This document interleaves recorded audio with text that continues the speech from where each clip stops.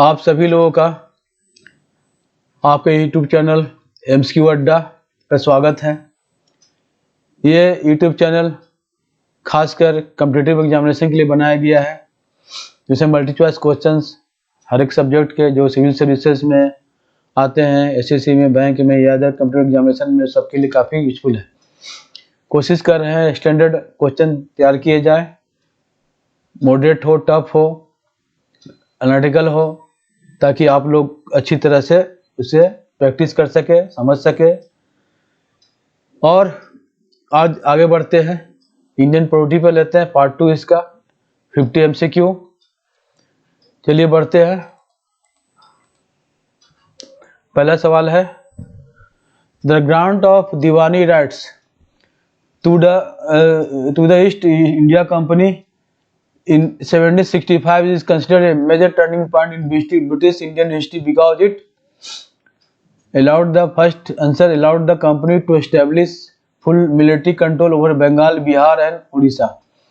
Second answer, transformed the company from a commercial body into a territorial power exercising revenue and civil authority. Third one gave the company complete legislative powers over all Indian territories under its influence. Fourth one is enabled the company to directly administer criminal justice and police function in eastern India. The right answer is B. Transformed the company from a commercial body into a territorial power exercising revenue and civil authority. Next question is, which of the following developments directly led to the formal end of the company rule and beginning of the crown rule in India? First is acquisition of Diwani rights in 1765. Second, formation of the Constituent Assembly in 1946. Third, outbreak of the revolt of 1857, Sipahi Mutiny, also called Sipahi Mutiny. Fourth, grant of independence to India on August 15, 1947. Which option is correct? C. Outbreak of the revolt of 1857, that is called Sipahi Mutiny. Third MCQ is, why is the period of British rule considered significant for understanding the origins of key features of the Indian Constitution?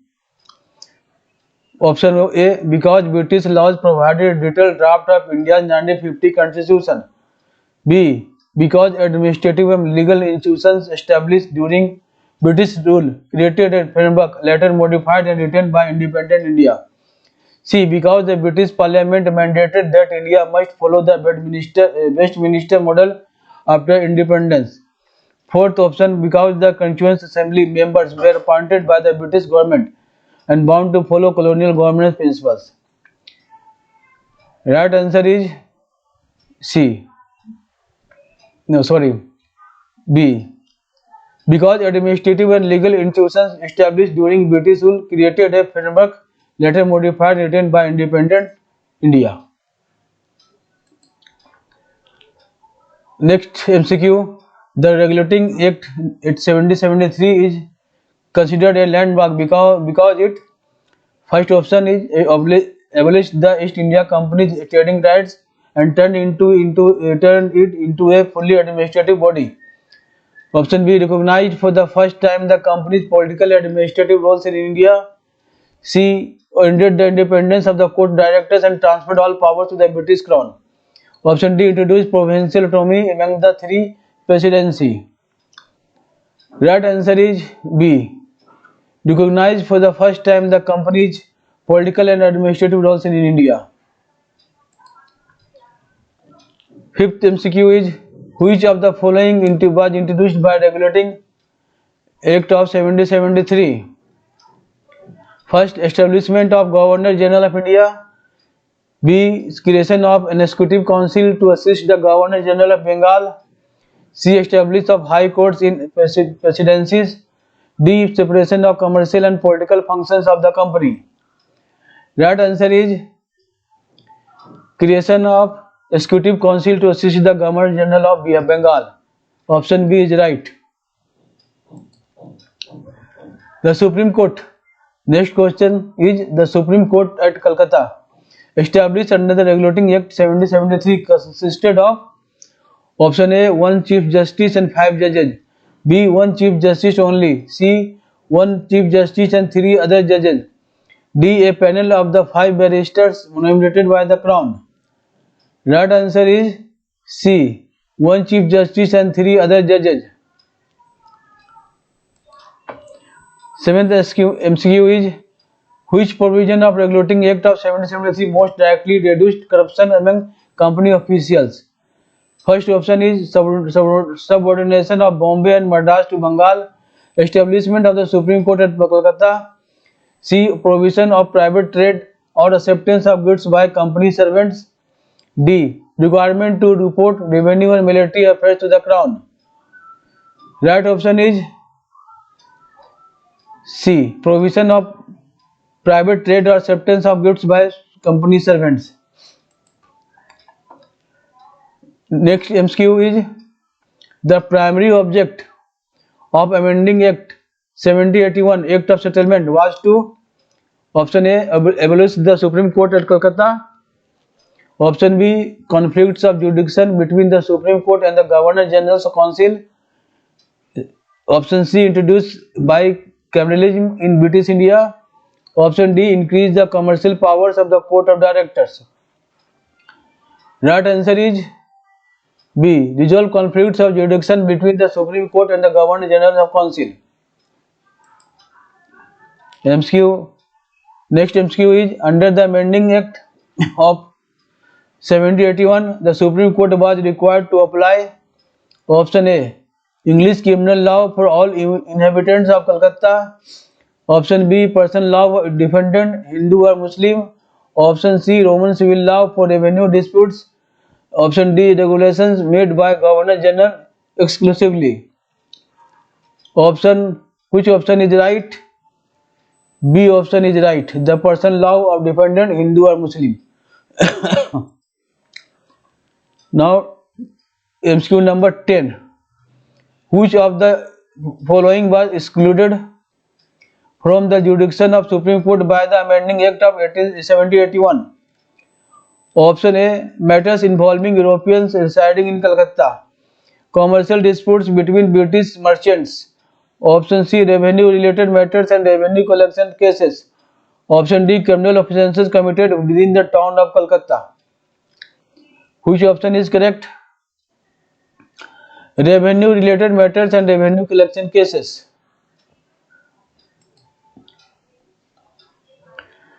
Next MCQ is, Pitt's India Act of 1784 is known for introducing, option A. the first Indian Legislative Council. Option B. the principles of DRC in provinces. System C. A system of double government through the Board of Control and Court of Directors. Option D. the first written constitution for British India. Right answer is C. A system of double government through the Board of Control and Court of Directors. Next MCQ is, which act first introduced referred to the company's Indian territories as British possessions in India? A. Regulating Act of 1773, Amending Act 1781. C. Pitt's India Act of 1784. D. Charters Act of 1793. Right answer is C. Pitt's India Act of 1784. Next MCQ is, which body held supreme political control over the company's administration in India after Pitt's India Act 1784? Option A. Governor General's Executive Council. B. British Parliament. C. Court of Directors. D. Board of Control. Right answer is D. Board of Control. Next MCQ is, the primary purpose of the Act of 1786 was to, option A. give the Governor General complete financial autonomy. Option B. allow the Governor General to override his council in special cases. Option C. establish a bicameral legislature in Bengal. Option D. abolish the post of Commander-in-Chief.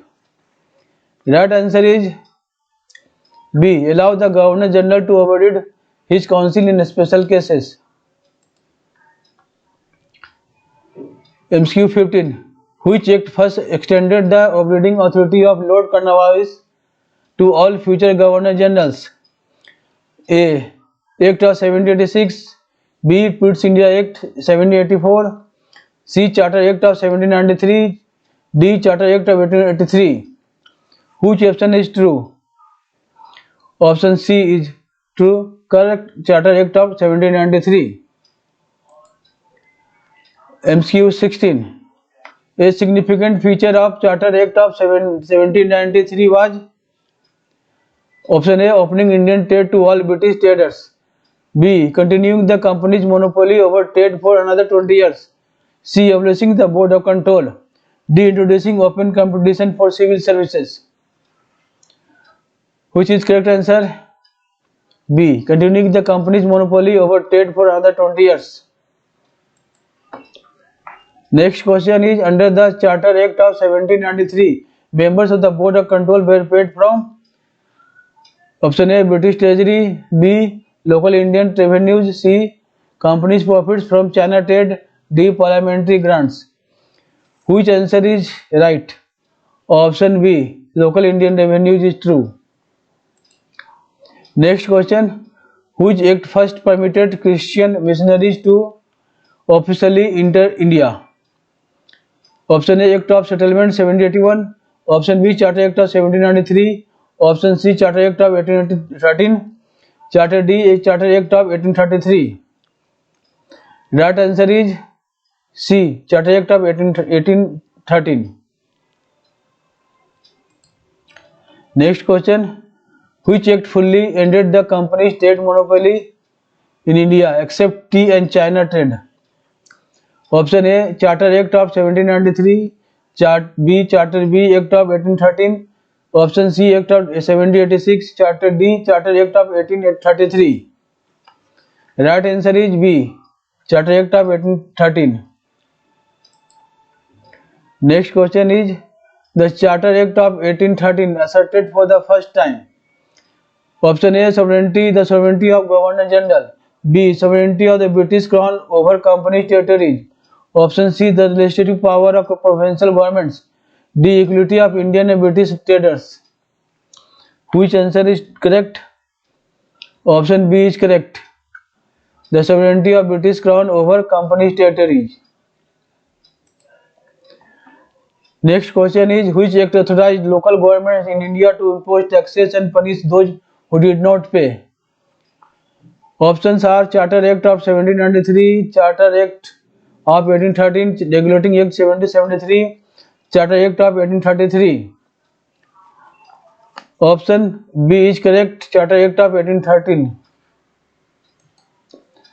Next question, the Charter Act of 1833 converted the East India Company into option A. fully sovereign power, B. a purely administrative body, C. a commercial body with limited powers, D. a federal administrative council.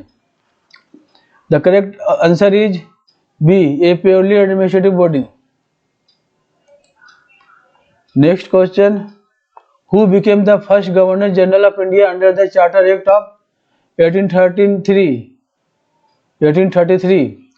A. Option A. Lord Cornwallis, Lord Wellesley, C. Lord William Bentinck, D. Lord Auckland. Which option is true? C is true, Lord William Bentinck. Next question, the Charter Act of 1833 gave exclusive legislative powers to option A. provincial legislatures, B. Governor General of India, C. Court of Directors, D. Board of Control. The correct answer is B. Governor General of India. Next question is, which act first attempted to introduce open competition for the civil services? Option A. Charter Act of 1793, B. Charter Act of 1813, option C. Charter Act of 1833, option D. Charter Act 1853. Which option is true? Correct? B, C, D. Which? Right, tell me. Option C is right. Charter Act 1833. Next question, which act first separated legislative and executive functions of the Governor General Council? Option A, Charter Act of 1833. Option B, Charter Act of 1853. C, Pitt's India Act 1784. D, Amending Act 1781. Which option is correct? B is correct. Charter Act of 1853. Next question. The Indian Central Legislative Council created in 1853 functions like. Option A, Judicial Court. B, a bicameral parliament. C, a mini parliament following British parliamentary procedures. D, a purely advisory body. Right answer is C, a mini parliament following British parliamentary procedures. Next question is, which act introduced local representation for first time in the Central Legislative Council? Option A, Charter Act of 1833. B, Charter Act of 1853. Option C, Act of 1786. Option D, Pitt's India Act 1784. Which answer is correct? B, Charter Act of 1853. Next question. Which act appointed the Macaulay Committee 1854 for civil service reforms? Option A, Charter Act 1833. Option B, Charter Act of 1853. Option C, Charter Act 1813. Option D, Act of 1786. Right answer is B, Charter Act of 1853. Next question is, which act indicated that the company's rule could end whenever Parliament wished? Option A, Charter Act of 1793. Charter B, Charter Act of 1813. Option C, Charter Act of 1833. Option D, Charter Act 1853. Which answer is correct? Answer D is correct. Charter Act of 1853. Next question. Which act declared that the company's territory were held in trust for His Majesty? Option A, Charter Act of 1813. Option B, Charter Act 1833. Option C, Charter Act of 1853. Option D, Pitt's India Act. Which answer is correct? Option B is correct. Charter Act 1833.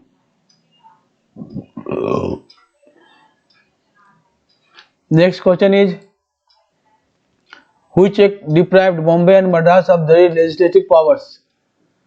Option A, Charter Act 1813. Option B, Charter Act of 1833. Option C, Charter Act 1853. Option D, Regulating Act 1773. Which option is correct? Option B is correct. Charter Act of 1833. Next question. Under the Charter Act 1853, the 6 new Legislative Council members were: Option A, elected by Indian landlords. B, nominated by Court of Directors. C, appointed by provincial governments. D, appointed by British Parliament. Which answer is correct? Answer C is correct. Appointed by provincial governments. Next question.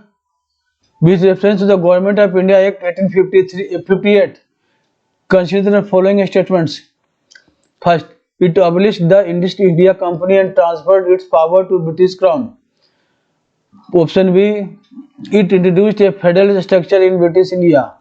Option 3, it provided that India would be governed in the name of British monarchs. Option 4, it ended the system of dual government in India. Which statements are given above are correct? A, 1 and 2 only. B, 1, 3 and 4 only. C, 2 and 3 only. D, all the above, 1, 2, 3 and 4. Which is true? Correct.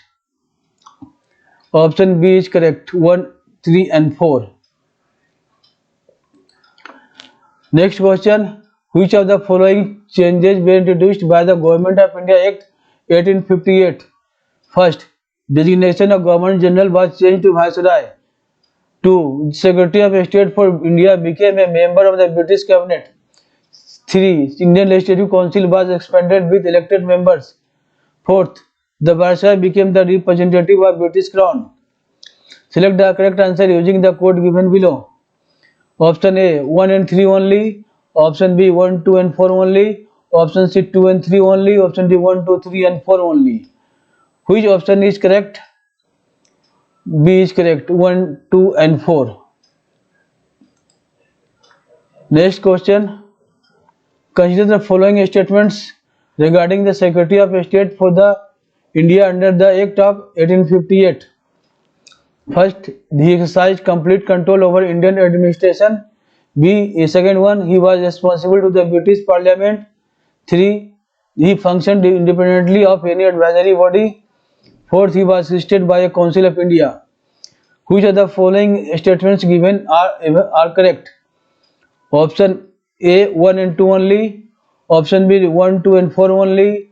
Option C 3 and 4 only. Option D 1, 2, 3 and 4 only. 4. Which option is correct? B. Option B is correct. 1, 2 and 4. Next question is, the Council of India created the Government of India Act 1858. First, it was composed of 15 members. Second, had executive authority over Indian administration. 3. Acted as an advisory body to the Secretary of State. Fourth, had the Secretary of State as its chairman. Which of the following statements are correct? Option A 1 and 2 only. B 1, 3 and 4 only. C 2 and 3 only. D 1, 2, 3 and 4 only. Which option is correct? Option B is correct. 1, 3 and 4 only. Next question. Which of the following statements best describe the nature and impact of the Government of India Act 1858? First, it centralized control of Indian administration in England. Second, it fundamentally transformed the system of government in India. 3. It improved administrative supervision rather than government structure. Fourth, it legally established the Secretary of State in Council as a corporate body. Select the correct answer using the code below. Option A 1 and 2 only. Option B 1, 3 and 4 only. Option C 2 and 3 only. Option D 1, 2, 3 and 4 only. Which option is correct? Option B is correct. 1, 3 and 4 only. Next question is, with reference to the Indian Council Act 1861, consider the following statements. First, it marked the first association of Indians with the law-making process at the central level. Second, it provided for the election of Indian representatives to the Viceroy's Legislative Council. 3. It enabled the nomination of Indians as non-official members of the Legislative Council. 4. It led to the appointment of Indians in executive councils of provinces. Which of the statements given above are correct? Option A 1 and 3. Option B 2 and 4. Option C 1, 2 and 3. Option D 1, 3 and 4. Which option is correct? Option A is correct. 1 and 3. Next question. The Indian Councils Act of 1861 is significant because it first restored legislative powers to the Bombay and Madras presidencies. Second, introduced complete provincial autonomy in India. C. Reversed the centralizing trend initiated by the Charter Act of 1833. Fourth, laid the foundation of decentralization in British India. Select the correct answer using the code below.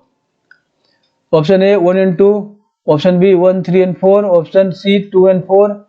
Option D 1, 2, 3 and 4. Which option is correct? Option B is correct. 1, 3 and 4. Next question. Which of the following legislative councils were established as a consequence of the Indian Council Act 1861? First, Bengal. Second, Northwestern Provinces. 3. Punjab. 4. Central Legislative Council. Select the correct answer.